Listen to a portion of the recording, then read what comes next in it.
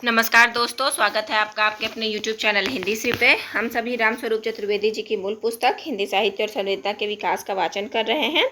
पीछे की कक्षा को आप प्लेलिस्ट पर जाकर देख सकते हैं। अब ये पुस्तक लगभग अपने अंतिम पड़ाव पर है। 19वें भाग का वाचन हो रहा है। मेरे अनुमान से जहाँ तक मुझे याद है 25 भाग होगा इसमें। आगे है प्रेमचंदोत्तर कहानी में जैसे परंपरा और प्रयोग की दो धाराएं अलग अलग दिखती है, प्रसादोत्तर नाटक में भी प्रायः वैसी ही स्थिति है। जैसे प्रेमचंदोत्तर कहानी में परंपरा और प्रयोग दो धाराएं चल रही है, तो प्रसादोत्तर नाटक में भी प्रायः वैसी ही स्थिति है।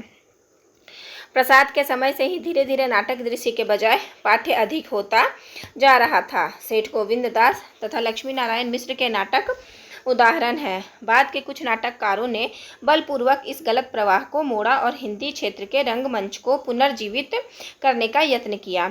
कुछ अन्य नाटककार नाटक को महज किताब मानकर लिखते रहे। नाटक को रंगमंच के साथ फिर से जोड़ने में उपेंद्र नाथ अश्क, जगदीश चंद्र माथुर तथा भुवनेश्वर ने विशेष रूप से प्रयास किया है। नाम महत्वपूर्ण है: उपेंद्र नाथ अश्क, जगदीश चंद्र माथुर और भुवनेश्वर। अश्क ने व्यवहारिक रंग कर्म में भी बराबर रुचि ली। रंगमंच को सक्रिय करने के लिए एकांकी नाटक लिखे गए, जिस दौर को शुरू करने और गति देने में रामकुमार वर्मा का नाम उल्लेखनीय है। उपेंद्र नाथ अश्क ने पूरे नाटक और एकांकी दोनों लिखे हैं। समस्याओं का सरलीकरण और सामाजिक आदर्शों पर आग्रह पूर्व प्रेमचंद जैसा है। क्या है? समस्याओं का सरलीकरण और सामाजिक आदर्शों का आग्रह पूर्व प्रेमचंद जैसा है देखा जा सकता है, जहां संघर्ष चित्रण की अपेक्षा कम और प्रयत्न की सफलता पर अधिक बल है। सामाजिक आदर्शों के क्षेत्र में पारिवारिक सामंजस्य और दाम्पत्य समस्याओं के अच्छे चित्र उन्होंने उकेरे हैं। सूखी डाली या तौलिए इसी कोटि के नाटक है, जिनके चरित्र की रोचकता को बनाए रखने के लिए हल्के व्यंग्य विनोद का प्रयोग लेखक बराबर करता है। कुछ नाटक पूरे तौर पर व्यंग्य की मुद्रा में चलते हैं, जैसे पर्दा उठाओ पर्दा गिराओ या कस्बे के क्रिकेट क्लब का उद्घाटन। देखें नाटक का है पर्दा उठाओ पर्दा गिराओ। क्या है? कस्बे के क्रिकेट क्लब का उद्घाटन। ये नाटक समूचे हिंदी क्षेत्र के छोटे बड़े नगरों और कस्बों में खेले गए हैं और इनके माध्यम से रंगकर्म लोकप्रिय हुआ है। अश्क के पूरे नाटकों में कैद काफ़ी मंचित हुआ है। अश्क की नाटक है कैद, जिसके पाठ को उन्होंने कई बार संशोधित परिवर्तित किया और जिसे नवीनतम रूप में उन्होंने लौटता हुआ दिन नाम से प्रस्तुत किया है। जगदीश चंद्र माथुर के रंग विधान अधिक सघन और समस्याओं को उभारने वाला है। कोणार्क, शारदिया और पहला राजा उनके पूर्णकालिक नाटक है, जो मंच पर अनेक बार प्रस्तुत होते हैं। तीनों नाटकों का विधान इतिहास या कि प्राक इतिहास का आश्रय लेता है। पहला राजा प्राक इतिहास को एकदम समकालीन इतिहास प्रक्रिया से जोड़ता है, खुले तौर पर रूपक होते हुए भी उसमें अर्थों की गहरी तहें हैं। भारत के प्रथम प्रधानमंत्री पंडित जवाहरलाल नेहरू और ब्रह्मावत के पहले राजा पृथु के बीच विलक्षण साम्य का आलोचनात्मक यद्यपि सहानुभूति अध्ययन इस नाटक का उपजीव्य है। सत्ता के सहायक और चाटुकार कोई भी विधान बनाते समय अपने स्वार्थों को केंद्र में रखते हैं और शासन के प्रमुख को अपने हाथों में इसे नाटककार धीरे धीरे खोलता है। अब इस माने में भारतेंदु की अंधेर नगरी की तरह यह भी सत्ता के चरित्र का शाश्वत नाटक है। पहला राजा के बारे में बात हो रही है, जगदीश चंद्र माथुर की रचना है। शाश्वत नाटक है। पुरोहित, तांत्रिक, मंत्री आदि समाजों से आज तक शासन प्रमुख को खुशफहमी में रखकर अपना स्वार्थ साधते हैं। इसका विश्लेषण बहुत से समाज विचारकों तथा विधि विशेषज्ञों ने किया, पर कैसे वे स्वयं जाने अनजाने में न्यस्त स्वार्थों के पक्षधर हो जाते हैं, इसका इतना सटीक चित्रण कम ही मिलेगा। दिल्ली की समस्याओं को उभारने वाला पहला राजा, जो 1959 का है, इलाहाबाद वाले जवाहरलाल नेहरू की याद में समर्पित है। पुराण कथा का आधुनिक उपयोग धर्मवीर भारती का काव्य नाटक अंधा युग और जगदीश चंद्र माथुर का पहला राजा में अत्यंत सृजनात्मक रूप में हुआ है। माथुर ने पूर्णकालिक नाटकों के अतिरिक्त एकांकी भी लिखे हैं। प्रसादोत्तर नाटक में गुणात्मक परिवर्तन उपस्थित करने वाले नाटककार भुवनेश्वर हैं। गुणात्मक परिवर्तन उपस्थित करने वाले हिंदी नाटक के अध्येता को यह तथ्य कुछ दिलचस्प लग सकता है कि जब जयशंकर प्रसाद का चंद्रगुप्त मौर्य, जो 1931 में, ध्रुव स्वामिनी 33 में प्रकाशित हुआ, उसी समय आसपास भुवनेश्वर के नाटक छपने लगते थे। श्यामा महत्वपूर्ण है। प्रतिभा का विवाह 1933, शैतान 1934, रोमांच 1935 प्रसाद के परवर्ती नाटकों और भुवनेश्वर के आरंभिक नाटकों का प्रकाशन काल एक है, और यह शायद संयोग ही हो कि दोनों का प्रकाशन गृह एक है। प्रसाद के नाटकों में प्रेम संबंधों की पवित्रता और कोमलता, और दूसरी ओर भुवनेश्वर के में प्रेम संबंधी मान्यताओं का सहज तिरस्कार एक दूसरे के सामने बड़ा अटपटा लगता है। भुवनेश्वर के पात्र कहते हैं, मैं आपकी धर्मपत्नी से प्रेम करता हूँ श्यामा। यदि यहाँ देखिए, भुवनेश्वर के पात्र कहते हैं, महत्वपूर्ण है, मैं आपकी धर्मपत्नी से प्रेम करता हूँ। यदि यहाँ पर इस समय कोई आ जाए तो तुम्हें मेरी धर्मपत्नी समझे, शैतान, पुत्री के समान, पर मैं भी तो प्रतिभा से विवाह करना चाहता हूँ, प्रतिभा का विवाह। आप मिसेज सिंह को अपनी पत्नी के रूप में ले जा सकते हैं, बहन के रूप में नहीं। रोमांच से पंक्ति है। यहाँ पत्नी, पुत्री, बहन, प्रेमिका सब रिश्ते एक दूसरे में गड़मड़ हो गए हैं। इन शब्दों की मर्यादा टूट गई है, तोड़ दी गई है। देवसेना, मालविका, ध्रुव स्वामिनी के संसार से यह कितना भिन्न संसार है और कितनी अलग भाषा है। भुवनेश्वर में स्त्री अपने सारे परंपरागत संबंध को तोड़कर सीधे और स्वायत्त रूप में स्त्री हो गई है।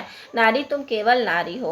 और यह तत्समग्राही और बोलचाल की भाषा का अंतर है। भाषा यथार्थ को ऐतिहासिक और समकालीन संदर्भों में कैसे कैसे निखारती है, इसको समझने के लिए यह तुलना उपयोगी सिद्ध होगी। प्रसाद के अंतिम नाटक ध्रुव स्वामिनी में धर्मपत्नी के स्वरूप में शास्त्रपरक व्याख्या हुई है, पर भुवनेश्वर का पात्र जब कहता है, मैं आपकी धर्मपत्नी से प्रेम करता हूँ, तो धर्मपत्नी की परंपरागत अर्थ छायाओं को ही ठेस लगती है। भुवनेश्वर के नाटक आकार में संक्षिप्त होते हुए भी अपने विधान में पूरे नाटक हैं। उनका एक ही संकलन प्रकाशित हुआ है, कारवां, जो 1936 का है और महत्वपूर्ण है। उदय शंकर भट्ट, लक्ष्मी नारायण मिश्र, सेठ गोविंदास, हरिकृष्ण प्रेमी और विष्णु प्रभाकर ने अधिकतर पौराणिक, ऐतिहासिक और सांस्कृतिक प्रसंगों पर नाटक लिखे हैं। यद्यपि सामाजिक कथानक भी उन्होंने लिए हैं, पर यह नाटक लेखन इतना आत्मतुष्ट रहा कि उसने रंगमंच की आवश्यकताओं पर ध्यान नहीं दिया। मंच योग्य नाटक न होने से या कि कठिन रंग कर्म के नाटक होने से हिंदी क्षेत्र में रंगमंच का ह्रास हुआ है, जिसके फलस्वरूप ऐसे नाटक लिखे जाने लगे जिनमें रंगमंच की चिंता ही छोड़ दी गई। प्रसाद के बाद कई दशकों तक नाटक इसी दुष्चक्र में फंसा रहा। उपयुक्त नाटककारों का लेखन बहुत कुछ इसी दौर में हुआ है। नाटक तब तक तथाकथित है जब तक वह मंच पर प्रस्तुत नहीं हो जाता, और इस अवधि की अधिकांश नाट्य कृतियों की सफलता सिद्ध होने का साधन ही नहीं रह गया है। जैसा संकेत किया जा चुका है, रंगोन्मुखता को बढ़ाने के लिए नाटक के एक पाश्चात्य रूप एकांकी को हिंदी में स्वीकार किया गया।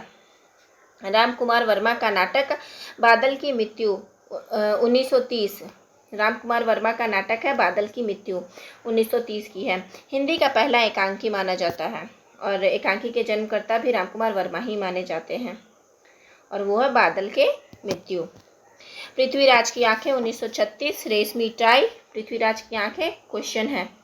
रेशमी टाई 1941, चारुमित्रा 1942 के एकांकी शौकिया रंगमंच पर बहुत लोकप्रिय हुए हैं। अपने ऐतिहासिक एकांकियों में नाटककार ने प्रख्यात ऐतिहासिक चरित्र के बीच खोए हुए मानवीय व्यक्तित्व के संधान का प्रयत्न किया है। औरंगजेब की आखिरी रात इस दृष्टि से बहुत सफल बन पड़ा है। ऐतिहासिक के अतिरिक्त सामाजिक और हास्य व्यंग प्रधान एकांकी भी रामकुमार वर्मा ने लिखे हैं।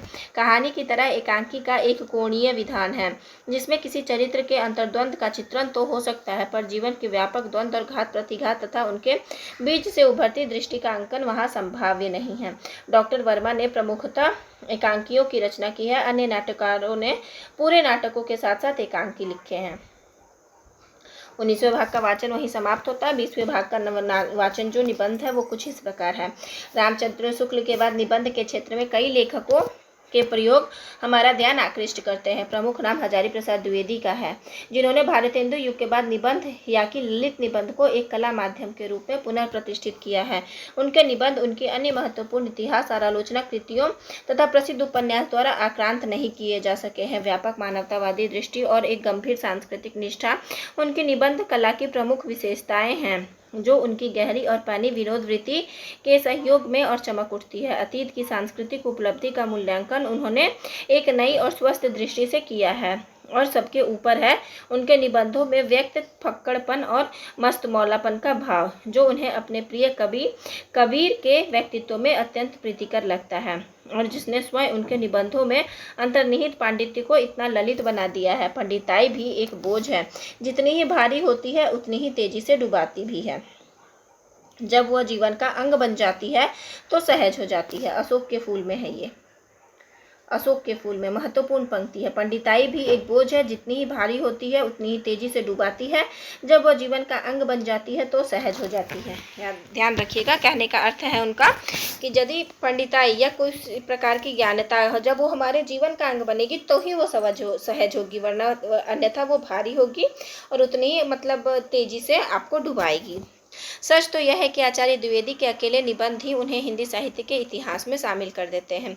हजारी प्रसाद द्विवेदी के निबंधों में विचार सामग्री की प्रचुरता है। साहित्य, दर्शन और सामाजिक व्यवस्था संबंधी उनकी कुछ महत्वपूर्ण उद्भावनाएं मूलतः उनके निबंधों में ही मिलती है। मानव की जिजीविषा और उसकी जय यात्रा, समाज की तिरस्कृत और पतित जातियों का प्रतिशोध, दरिद्र नारायण की शक्ति, ये तथा कुछ ऐसे ही अन्य महत्वपूर्ण विभावन हमें उनके अशोक के फूल, मेरी जन्मभूमि तथा प्रायश्चित की घड़ी शीर्षक निबंधों में मिलते हैं। कौन कौन से हैं? अशोक के फूल, मेरी जन्मभूमि तथा प्रायश्चित की घड़ी, हजारी प्रसाद द्विवेदी जी के। इसी प्रकार घर जोड़ने की माया के स्थापन और विद्रोह और फिर से स्थापन के सनातन इतिहास चक्र की बड़ी मार्मिक व्याख्या कबीर के माध्यम से की गई है, और उनकी यह विचार सामग्री, जैसा संकेत किया जा चुका है, उनके पांडित्य से आक्रांत नहीं होती। उसका लालित्य और निर्मल स्वरूप निबंध साहित्य की श्रेष्ठ उपलब्धि है। एक और विचारों की तेजस्विता और दूसरी ओर कथन का लालित्य, इनका अपूर्व सामंजस्य लेखक के निबंधों में मिलता है। जैसे कबीर और रविंद्रनाथ एक स्थान पर मिल जाए, और इसके लिए हजारी प्रसाद द्विवेदी से उपयुक्त और किसका व्यक्तित्व होगा। जैनेन्द्र कुमार का भी कथा साहित्य उनके निबंधों को सर्वथा आक्रांत नहीं कर सका है, और उनकी ख्याति एक विचारक के रूप में भी है। जड़ की बात तक पहुंचना उनकी संपूर्ण रचनात्मकता का उद्देश्य कहा जा सकता है। उनके निबंधों में उलझन भले हो, निरस्ता नहीं है, क्योंकि उनके चिंतन की प्रणाली बहुत कुछ अनौपचारिक है। इसलिए उनके निबंध प्रकृति में गुरु गंभीर होते हुए भी शैली की दृष्टि से ललित निबंध ही कहे जाएंगे। बात में से बात निकलने की शैली जैनेन्द्र के लिए यह भी सहज है, जो निबंध की उन्मुक्त प्रकृति के लिए बहुत अनुकूल होती है। जैनेन्द्र के सहयोगी कथाकार और प्रायः सभी माध्यमों के सफल प्रयोक्ता अज्ञेय ने अधिकतर निबंध कुट्टी चाटन के नाम से लिखा है। याद रखिएगा कि अज्ञेय ने अधिकतर निबंध कुट्टी चाटन के नाम से लिखा है। शैली की उन्मुक्तता और स्वच्छता को देखकर भी यह भ्रम हो सकता है कि निबंध के लेखक की कल्पना की उड़ान ही प्रमुख है, विचार सरणी को कोई महत्व नहीं।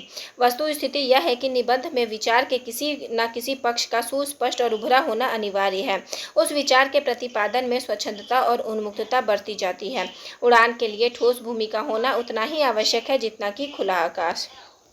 उड़ान के लिए ठोस भूमि का होना उतना ही आवश्यक है जितना कि खुला आकाश। इस ठोस भूमि और उड़ान कौशल की जितना सामंजस्य होगा, निबंध की रचना उतनी ही सफल होगी। इस सामंजस्य का अच्छा रूप कुट्टी चाटन के निबंधों में देखने को मिलता है। फिर से याद दिला देती, कुट्टी चाटन मीन्स अज्ञेय। समस्या का एक बौद्धिक स्तर पर प्रस्तुतिकरण होता है। बड़े प्रीतिकर और ललित संदर्भ में राह चलते मार्ग पूछने और बताने की साधारण सी प्रक्रिया को लेकर व्यंग्य की हल्की सूक्ष्म छाया में कुछ तात्विक प्रश्न लेकर हमारे सामने रखता है। भाषा निहायत अनलंकृत पर सदी हुई प्रवाहपूर्ण है। शीर्षक को वस्तुतः बहाना बना सकने की बात कुट्टी चाटन के निबंधों में चरितार्थ होती दिखती है। रचनाकार के बौद्धिक स्तर पर इतना सहज रूप कम सामने आता है। मार्गदर्शन तथा कुछ वर्गवाद जैसे निबंध बड़े सधे हाथों से लिखे गए हैं। विचार प्रधान और अधिकतर सांस्कृतिक विषयों पर निबंध लिखने वालों में वासुदेव शरण अग्रवाल, धीरेन्द्र वर्मा, राय कृष्णदास, भगवत शरण उपाध्याय, कल्याणमल लोढ़ा के नाम उल्लेखनीय है। फिर से बता देती हूँ, विचार प्रधान अधिकतर सांस्कृतिक विषयों पर, विचार प्रधान भी है और सांस्कृतिक विषयों भी है, उस पर निबंध लिखने वालों में वासुदेव शरण अग्रवाल, धीरेन्द्र वर्मा, राय कृष्णदास। नामों को एक बार दोबारा सुन लीजिए। वासुदेव शरण अग्रवाल, धीरेन्द्र वर्मा, राय कृष्णदास, भगवत शरण उपाध्याय और कल्याणमल लोढ़ा के नाम उल्लेखनीय हैं। भारतीय संस्कृति के विभिन्न पक्ष और लोक वार्ता इनके केंद्रीय विषय हैं। मध्य देश या हिंदी क्षेत्र के सांस्कृतिक पक्षों पर इन लेखकों ने अपेक्षया विस्तार में विचार किया है। शांतिप्रिय द्विवेदी की ख्याति आलोचक के रूप में है। पर उनके गद्य का लालित्य मूलतः एक शैलीकार का है, इसलिए उनकी आलोचना में यत्र तत्र निबंध के तत्व मिलते हैं। सामयिकी में संकलित कुछ निबंध ललित निबंध की परिधि में आ जाते हैं। सामयिकी में निबंध जो है शांतिप्रिय द्विवेदी के जो संकलित है वो ललित निबंधों की परिधि में आते हैं। निबंध रेखाचित्र और संस्मरण के मिले जुले माध्यम क्षेत्र में कई लेखकों का गद्य प्रयोग विशेष रूप से जीवंत में बन पड़ा है। कन्हैयालाल मिश्र, प्रभाकर और देवेंद्र सत्यार्थी इस रूप में अच्छे शैलीकार हैं। दोनों के संदर्भ सामान्य जनजीवन और लोक जीवन से लिए गए हैं। करुणा और व्यंग्य के मिले जुले चित्र प्रभाकर के निबंधों में मिलते हैं। सत्यार्थी के निबंधों में एक और अपेक्षया आधुनिक संवेदना की अभिव्यक्ति है, दूसरी ओर लोकगीतों के संग्रहकर्ता का घुमंतु और उन्मुक्त जीवन भी दिखता है। देश की मिट्टी की गंध और अंतर्राष्ट्रीय समस्याओं के प्रति जागरूकता, ये दोनों इनके निबंधों की विशेषताएं कही जा सकती है। छायावादोत्तर युग में अन्य गद्य रूप क्रमशः कई दिशाओं में विकसित हुए हैं। कुछ का उल्लेख पिछले दौर में किया जा चुका है। जीवनी लेखन में विदेशी मनुष्यों को उन्मुक्त भाव से चरित नायक के रूप में स्वीकार किया गया। अब जीवनीकार अपने चरित्रों को सुधारक या उपदेशक मात्र की दृष्टि से नहीं देखता, उसका ध्यान मानवीय व्यक्तित्व के संगठन की ओर अधिक उन्मुख होता है। राहुल सांकृत्यायन कृत स्टालिन, कार्ल मार्क्स और लेनिन जो 1954 में मानवीय व्यक्तित्व और उसके संघर्षों के अध्ययन की ओर रुचि बढ़ती दिखाई देती है। देखिए, राहुल सांकृत्यायन द्वारा रचना है स्टालिन, कार्ल मार्क्स और लेनिन जो 1954 में मानवीय व्यक्तित्व और उसके संघर्षों के अध्ययन की ओर रुचि बढ़ती दिखाई देती है। भारतीय नेताओं और मनीषियों ने राष्ट्रपति राजेंद्र प्रसाद और श्रेयार्थी जमनालाल की जीवनियाँ क्रमशः शिव पूजन सहाय तथा हरिभाव उपाध्याय ने प्रस्तुत की है। देखिए, राजेंद्र प्रसाद की किसने की है? शिव पूजन सहाय ने, और जमनालाल का हरिभाव उपाध्याय ने। आत्मकथा की दृष्टि से शांतिप्रिय द्विवेदी की परिवारजक की प्रजा 1952 तथा देवेंद्र सत्यार्थी का चांद सूरज के बिरन 1953 उल्लेखनीय है। कई खंडों में प्रकाशित यशपाल की रचना सिंहावलोकन 1951 से 55 आत्मकथा और संस्मरण का मिलाजुला रूप है। संस्मरण और रेखाचित्र के लेखन में कन्हैयालाल मिश्र, प्रभाकर विशेष रूप से सक्रिय रहे हैं। मध्य वर्ग के अनेक स्तरों को बड़ी सहानुभूति के साथ उन्होंने चित्रित किया है। यद्यपि कहीं कहीं शैली की अतिरंजना खटकने लगता है, उनका गद्य यहाँ जहाँ तहाँ उछलता सा जान पड़ता है। छोटे नगरों और कस्बों का जीवन अपनी सारी अनौपचारिकता और अति परिचय की भावना के साथ प्रभाकर के रेखाचित्रों में अंकित हुआ है और यह उनके लेखन का प्रिय क्षेत्र भी है। नई पीढ़ी नए विचार 1950, जिंदगी मुस्कुराई 1954 में लेखक क्या रेखाचित्र संकलित हुए थे। संस्मरण लेखन के क्षेत्र में कुछ अन्य नाम है: उपेंद्र नाथ अश्क, मंटो मेरा दुश्मन, यशपाल का सिंहावलोकन। संस्मरण है ये सारे। यशपाल का सिंहावलोकन, जैनेन्द्र कुमार का ये और वे, रामवृक्ष बेनीपुर का जंजीरें और दीवारें, शिवरानी प्रेमचंद का प्रेमचंद घर में, शिवरानी देवी होगा, मोहनलाल महतो का वियोगी, काका खालेलकर, विष्णु प्रभाकर और प्रभाकर माछुए। इन सब का लेखन निश्चय ही एक स्तर का नहीं है। कुछ लेखकों में संस्मरण के नाम पर फूहड़ ढंग का आत्मविज्ञापन अधिक मिलता है, जबकि संस्मरण की उत्कृष्टता इसी में है कि उसमें आत्मचर्चा कम से कम हो। संस्मरण की उत्कृष्टता इसी में है कि उसमें आत्मचर्चा कम से कम हो। जितना कम आत्मचर्चा होगा उतना बढ़िया संस्मरण होगा। रेखाचित्र के माध्यम में प्रकाश चंद्र गुप्त ने विशेष मनोयोग से लिखा है।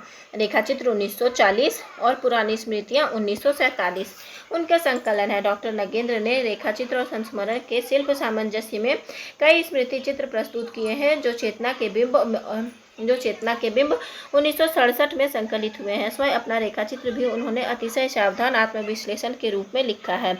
रेखाचित्र कला की एक खास तरह की सूक्ष्मता और सुकुमारता देवेंद्र सत्यार्थी की रचनाओं में मिलती है। मिट्टी की गंध और लोक जीवन के रस के साथ अंतर प्रादेशिक और अंतर्राष्ट्रीय संस्कृति के अंकन का जैसा सामंजस्य सत्यार्थी ने किया है, वह भाषिक शिल्प के स्तर पर भी वैसा ही खरा उतरा है। उनके रेखाचित्रों को कविता या लोकगीतों के वातावरण ने आक्रांत नहीं किया, उन्होंने स्वयं कविता के तत्वों का कुशल उपयोग किया है। इस दृष्टि से सत्यार्थी का गद्य काफ़ी सहज और भावपूर्ण है। ना उसमें अतिरंजना है, ना एकांत वास्तु पर रखता है। रेखाएं बोल उठी 1949 उनके रेखा चित्रों का संकलन है। सत्यार्थी का जो यो लोकगीतों से संबंध ग्रंथों तथा अन्य गद्य प्रसंगों में भी लेखक ने रेखाचित्र के शिल्प का बराबर उपयोग किया है। अज्ञे ने यात्रावृत्त और संस्मरण की विधाओं को मिलाकर यात्रा संस्मरण की नई परिकल्पना दी है। स्पष्ट ही यहाँ वृत्त के साथ साथ उनके मानसिक प्रभाव का विश्लेषण भी होता चलता है। यात्राएं यहाँ पर जितनी बाहर जाती है उतना ही अंदर की ओर भी। अरे यायावर रहेगा याद 1953 इसी कोटि की पहली रचना है। भारत के पूर्वी सीमांत से लेकर उत्तर पश्चिम सीमांत तक की यात्रा यहाँ प्रमुख है। यह उत्तर दक्षिण के बीच के क्षेत्रों का भी वर्णन हुआ है। अपनी एक प्रसिद्ध कविता की पंक्ति को शीर्षक बनाकर लेखक मनुष्य और प्रकृति के अंतर संबंधों का बराबर विश्लेषण करता चलता है। भूमिका में लेखक कहता है, अरे यायावर रहेगा याद जैसी पुस्तकों को उनसे मिलने वाली भौगोलिक अथवा प्रादेशिक जानकारी के लिए नहीं पढ़ा जाएगा। ऐसी यात्रा संस्मरण टूरिस्ट गाइड का स्थान लेने के लिए नहीं लिखे और पढ़े जाते हैं। टूरिस्ट गाइड का स्थान लेने के लिए नहीं पढ़े और लिखे जाते हैं। ऐसी पुस्तकों में प्रस्तुत ब्यौरा एक व्यक्ति की यात्रा का ब्यौरा होता है और वह यात्रा जितनी बाहरी होती है उतनी ही भीतरी भी। यात्रा का विवरण जितना स्थूल भू विस्तार से संबंध होता है उतना ही सूक्ष्म मानसिक भूगोल से भी। लेखक का दूसरा यात्रा संस्मरण एक बूंद सहसा उछली 1960 में विदेशी यात्राओं से संबंध है, पर सारा अंकन बड़ी हल्की रेखाओं में है। विदेश के संदर्भ में सामान्यतः मिलने वाली अतिरंजित प्रतिक्रिया का लेस भी नहीं आने पाता है।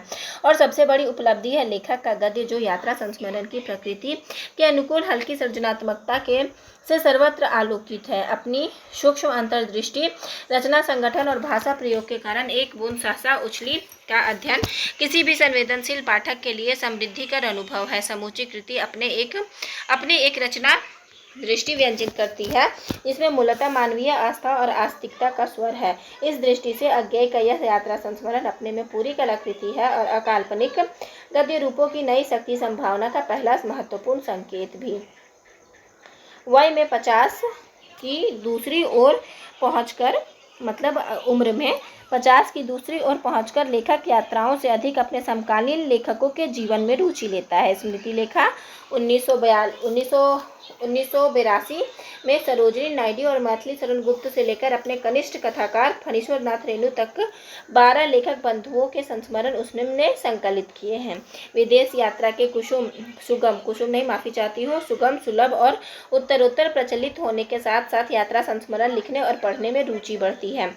भगवत शरण उपाध्याय, भदंत आनंद, कौशल्यायन, यशपाल, अमृत राय, दिनकर, प्रभाकर माचवे जो कुछ अन्य अकाल्पनिक कृतों के लिए भी गद्य का सृजनात्मक प्रयोग करते रहे हैं, यात्रा संस्मरण के माध्यम को विकसित करते हैं। यह स्मरणीय है कि इन सभी लेखकों ने प्रायः विदेश यात्रा का वर्णन प्रस्तुत किया है। स्वदेश भ्रमण के वृत्त लिखने योग्य आत्मविश्वास अभी कम लेखकों में दिखता है। विदेश यात्रा के वर्णन की मनोवृत्ति में स्पष्ट ही बल विषय पर अधिक है, भाषा के सर्जनात्मक प्रयोग पर उतना नहीं है। विदेशी यात्रा महत्वपूर्ण है। विदेशी यात्रा का वर्णन जो है उसमें मनोवृत्ति में स्पष्ट ही बल विषय पर अधिक होता है, यानी विदेशी यात्रा संस्मरण जो लिखे जाते हैं उसमें विषय वस्तु पर अधिक बल दिया जाता है, जबकि भाषा के सर्जनात्मक प्रयोग पर थोड़ा कम। उपाध्याय की यात्रा संस्मरणों में प्राचीन इतिहास और संस्कृति के रोचक उल्लेख होते हैं। कलकत्ता से पिकिंग जो 1954 की रचना है और सागर की लहरों पर 1959 की रचना है। इन दोनों वृत्तों में लेखकों की गहरी मानवीय सहानुभूति व्यक्त हुई है क्योंकि उसके देखने का माध्यम मूलतः संस्कृति है।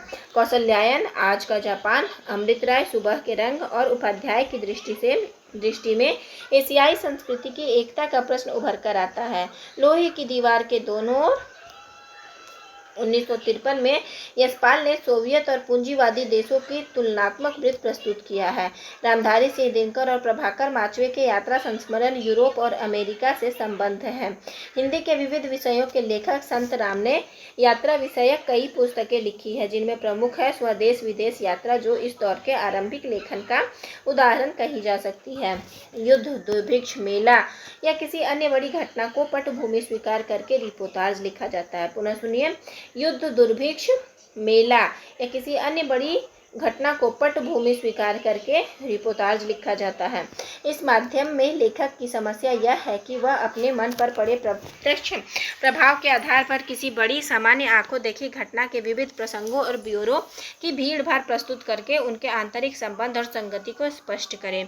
रिपोर्टाज लेखन स्फुट रूप में ही सही प्रगतिवादी दौर में हुआ है। प्रभाकर माचवे, अमृत राय, प्रकाश चंद्र गुप्त, शिवदान सिंह चौहान तथा रांगेय राघव ने रिपोर्टाज में जनजीवन के अनेक पक्षों को निकट से देखने का यत्न किया है। छायावाद युग के लेखकों में डायरी लेखन की रुचि नहीं दिखती।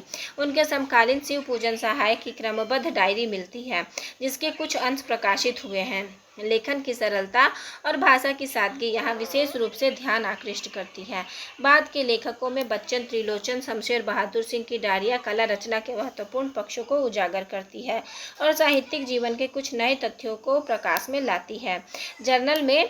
जर्नल में लेखक के चिंतन और रचना की अधिक अंतरंग समस्याओं का लेखा रहता है। अज्ञे के यूरोप यात्रा से संबंध जर्नल के कुछ अंश उनमें उनके यात्रा संस्मरण एक बूंद सहसा उछली में संकलित हुए हैं। बाद में जर्नल का एक पूरा रूप उनकी भवंती 1972 की रचना में मिलता है। रचनाकार और उसके आलोचना क्रम के संबंध में टिप्पणी इस प्रकार है। तो यों कह लूँ कि मेरी पीढ़ी के साथ ऐसा हुआ कि अधिक देर तक यह स्थिति बनी रही, या कि अपने लिए कह लूँ कि मेरे साथ अधिक देर तक ऐसी स्थिति रही और अभी तक रहती आई है कि मुझे अपना आलोचक नहीं मिलता रहा और इस तरह के निसंग हितैषी सहयात्री की अनुपस्थिति का अधिकतर मुझे स्वयं भरते रहना पड़ा है। यानी मैं भी चला हूँ और अपने को पथ निर्देश देता हुआ और देश काल की पहचान कराता हुआ भी चलता आया हूँ। आलोचना मैंने की है, पर अपने कवि रूप की रक्षा के लिए। और 22वें भाग का वाचन यहीं पर खत्म होता है। आगे का वाचन हम अगली कक्षा में करेंगे। धैर्य से बने रहने के लिए आपका बहुत बहुत धन्यवाद। आशा करती हूँ यह वीडियो आपको बहुत लाभान्वित करेगी। और अब हम लगभग पुस्तक के अंतिम पड़ाव पर पहुँच चुके हैं, तो पीछे की कक्षा को मिस ना करते हुए आप पूरी की पूरी वीडियो अवश्य देखिएगा। धन्यवाद।